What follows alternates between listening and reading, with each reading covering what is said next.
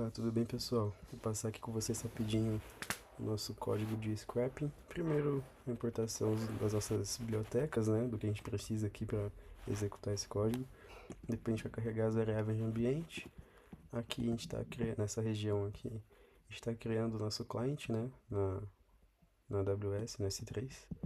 O nome do nosso bucket é tech2fiap 2025.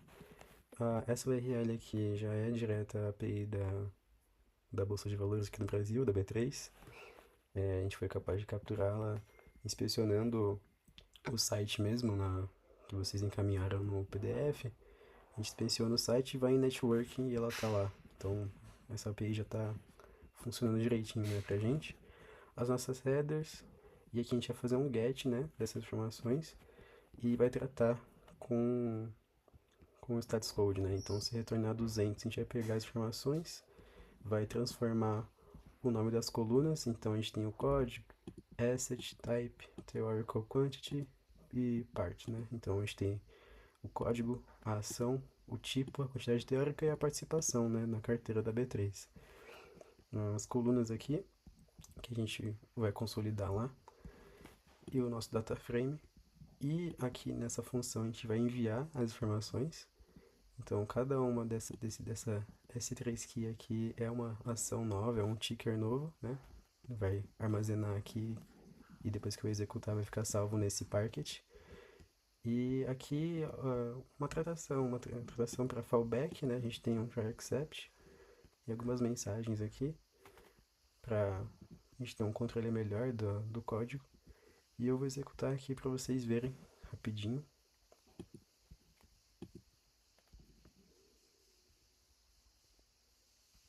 Então, aqui está a informação, a data da coleta, tudo certinho, o código da ação, né, o ticker dela, a ação em si, o tipo dela, a quantidade teórica e a participação. Então a gente tem tudo aqui, a gente tem a Banco do Brasil aqui, algumas aqui, acho que Embraer, Itaú, tudo certinho aqui, tudo que tá lá tá aqui também. E aqui no scrapping é basicamente isso. Aqui é só para mostrar que a integração do nosso scrapping com o Boto3 está funcionando, tá? Então a gente conseguiu fazer o upload dos arquivos. Eles já devem aparecer aqui no bucket. Já está aqui, dados, ano 2025, mês 7 e aqui o dia 24. Então aqui já estão os dados particionados, separados aqui por ação, tá? No caso a gente não vai estar utilizando esses dados do scrapping, porque a nossa conta do Level foi desativada e a gente acabou perdendo esses dados. Então a gente vai estar utilizando os dados de um backup local. Os requisitos aqui 1 e 2 já foram atendidos. Então, o nosso lab já está ativo. A gente já pode estar aqui acessando a interface da AWS, tá? No caso aqui nós estamos no console do S3. Esse aqui é o bucket que a gente utilizou. No caso, nós vamos ter esses prefixos aí de dados refinados para os dados tratados, né? E dados para os dados brutos, obtidos ali através do scrapping do pregão da B3, né? Só lembrando aqui que a gente utilizou alguns arquivos salvos num backup localmente, só para ter uma maior quantidade de dados para análise, né? Então a gente vai estar analisando alguns requisitos, tá? O requisito número 3, o bucket ele deve acionar a lambda, e a lambda ela vai chamar o glue, né, para realizar o processo de ETL. Então, aqui a gente criou um evento, no caso aqui uma notificação de evento, né, onde toda vez que um objeto for alocado nesse bucket com o prefixo aqui de dados, ele vai estar chamando aqui a nossa função de lambda, tá? Que no caso é essa daqui, que vai estar chamando o glue e realizando o processo. Então a gente já consegue ver que a nossa lambda ela já está aqui interligada, né, com o bucket da S3 como um trigger. Aqui a gente já consegue ver o nosso código da lambda. No caso a gente escreveu ela em Python mesmo. Então a gente fez aqui a importação do Boto3 para ter acesso aos serviços da AWS, né? Criou uma instância aqui do Glue. E aqui nós vamos ter a nossa função, que a única coisa que ela vai fazer de fato é tentar iniciar um job do Glue, né? Que no caso é o Ibovespa ETL job do Glue.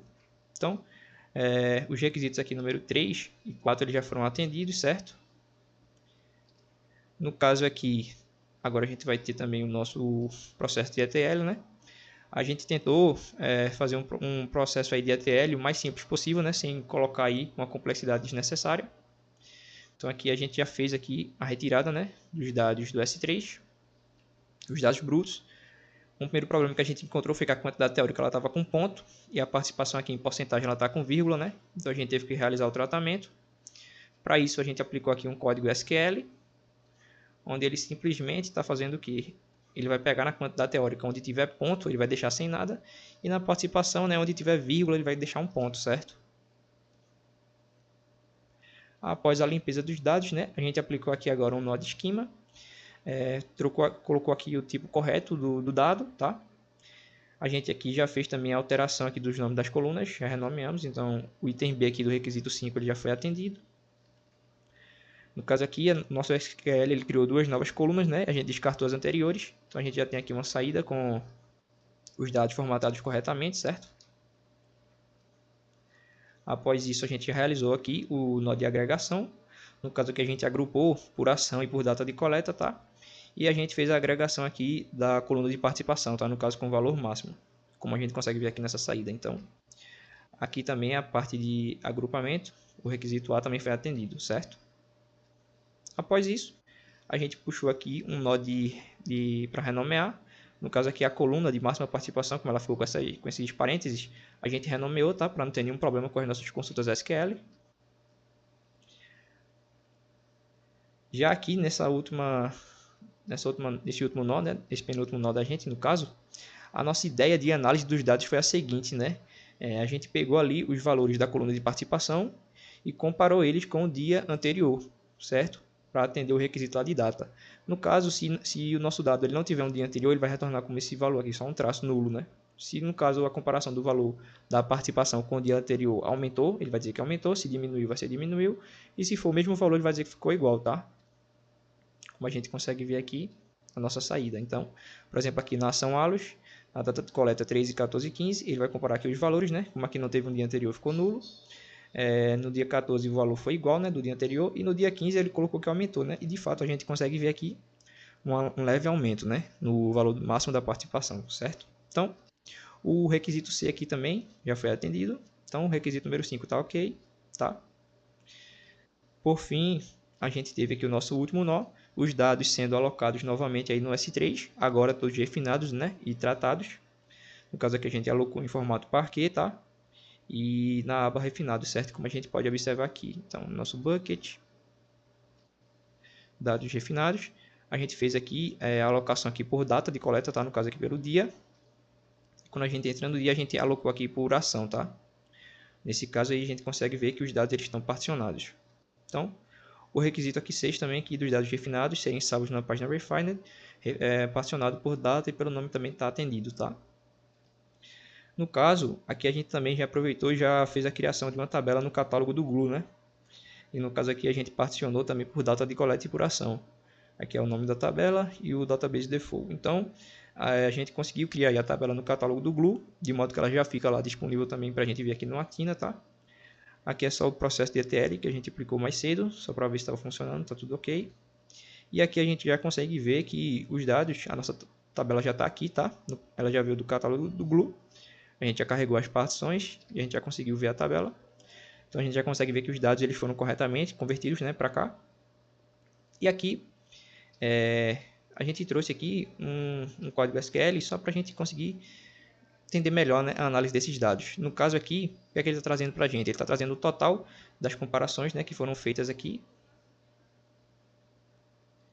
Todas essas comparações que foram feitas em comparação com o dia anterior, ele trouxe aqui, foi um total de 249 comparações, né, como a gente viu nos dados. Desses 249, 48 foram de aumento, 24 diminuiu, 94 foram iguais e 83 foram sem dia anterior, né, dado a limitação aí dos dados que a gente detinha, certo? Então, a gente consegue ver aqui também que os dados aqui de requisito número 7 e 8 foram atendidos, né? O job do Glue, a gente criou uma tabela no catálogo do Glue com o banco de dados default, tá? E os dados já estão disponíveis e legíveis no Atina.